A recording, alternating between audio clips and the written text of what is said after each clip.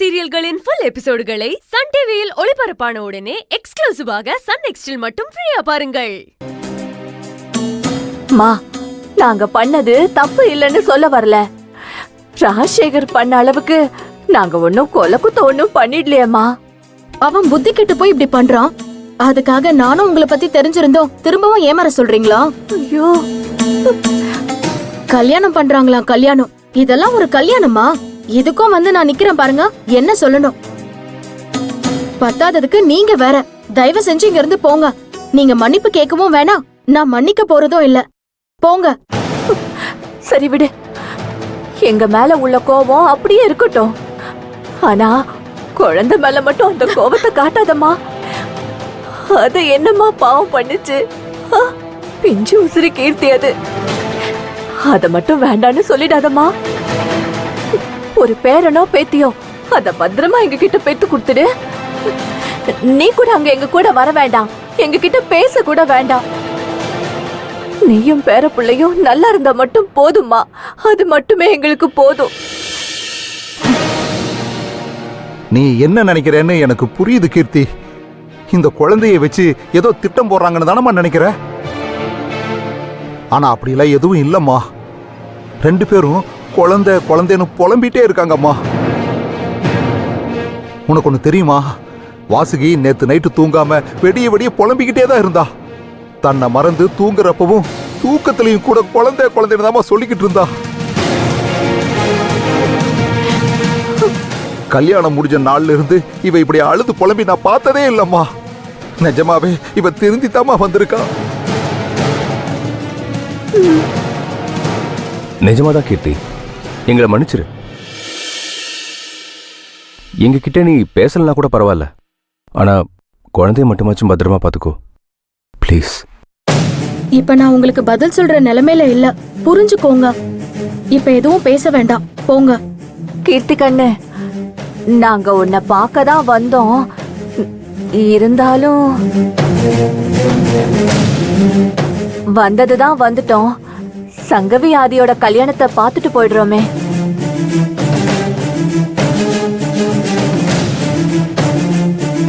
உங்க இஷ்டம்.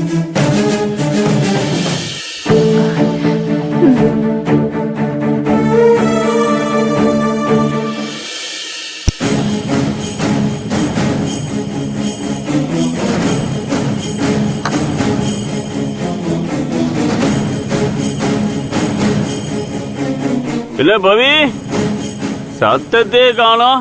டயர்ட் ஆயிட்டியா? சொல்ல எங்க கேக்குற?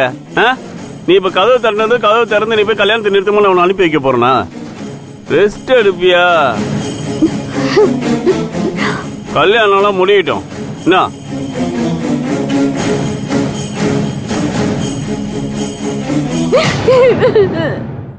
பிரகாசலட்சுமியே போற்றுவோம். தேவையானதெல்லாம் வந்துருச்சுல்ல? எல்லாம் வந்துருச்சு.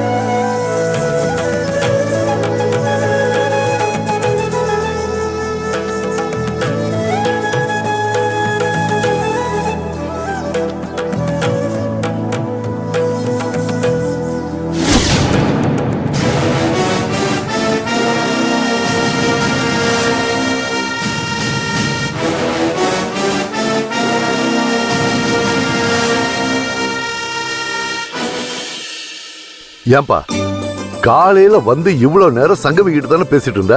கல்யாண மேடையிலையுமா? விடுறா, பேசிட்டு போட்டுமே. இனிமே லைஃப் ஃபுல்லா பேசிட்டு தானே இருக்க போறாங்க. எல்லாத்தையும் இன்னைக்கே பேசி முடிச்சிடலான்னு அவசரமா பேசுறாங்களே. விடுறா.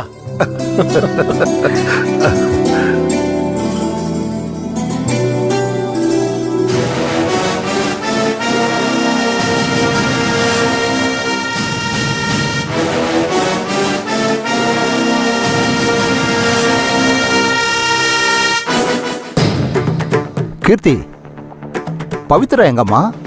வந்துருவான்னு சொன்னியே, முகூர்த்த நேரம் நெருங்கிக்கிட்டு இருக்கு, இன்னும் வரலையே. இனிமே எங்க வரப்போறாங்க மாமா? வரமாட்டாங்க. என்னாச்சு கீர்த்தி? இதுவும் பிரச்சனையா? நான் ஏதோ வேலையா இருக்க போல லேட்டா வருவான்னு நினைச்சேன். இல்ல மாமா, கல்யாணத்துக்கு வரமாட்டேன், நேரா கோர்ட்டுக்கு போறேன்னு தான் சொன்னாங்க. நான் தான் அதை எப்படி வராம இருப்பாங்க, வந்துருவாங்கன்னு தான் நினைச்சேன். ஆனா அண்ணி அவங்களோட முடிவுல ரொம்ப ஸ்ட்ராங்கா இருக்காங்க போல. எனக்கு ஒண்ணுமே புரியலையேம்மா. அவளும் சம்மதிச்சு தானே எல்லா ஏற்பாடும் பண்ணாங்க.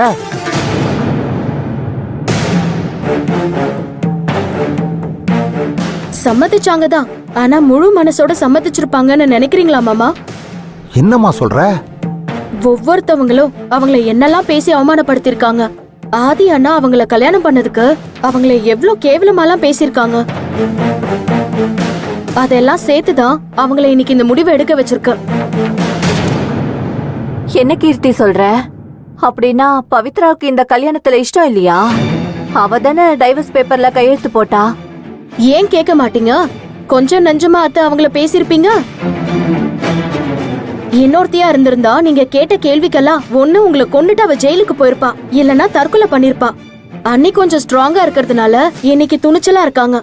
ஐயோ கீர்த்தி, நான் எப்பவோ பேசுனதுக்கும் இப்ப அவ டைவர்ஸ் பண்றதுக்கும் நான் எப்படிமா காரணமா இருக்க முடியும்?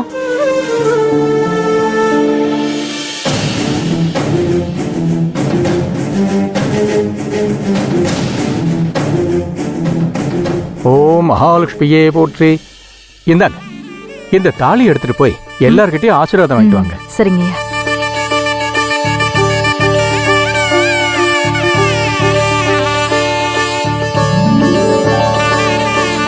கனகாபிஷேக லட்சுமியே போற்றுவோம், கன்யா லட்சுமியே போற்றுவோம், காருண்ய லட்சுமியே போற்றுவோம், கிருபாலட்சுமியே போற்றுவோம், கீர்த்தி லட்சுமியே போற்றுவோம், கோலட்சுமியே போற்றுவோம், கோலாபுர லட்சுமியே போற்றுவோம், சத்யலட்சுமியே போற்றுவோம்.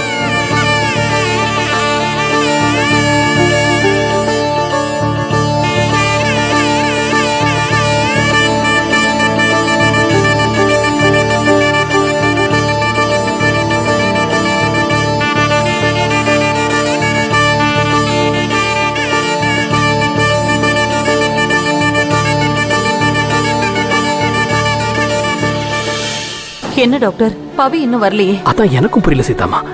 அவங்களுக்கு முகூர்த்த நேரம் தெரியல. என்ன கோபம் இருந்தாலும் கடைசி நேரத்திலயாவது வந்துருவாங்கன்னு நினைச்சேன். நீங்க ஒரு ஃபோன் பண்ணி பாருங்களேன். சரி, நான் பண்றேன்.